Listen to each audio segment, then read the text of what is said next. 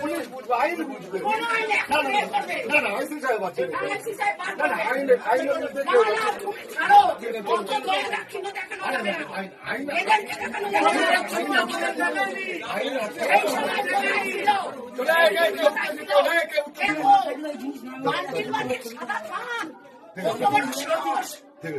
সাদা থান দেখেছে, ও মেয়েদেরকে কি মনে করে সাদা থান কাকে পড়াবে?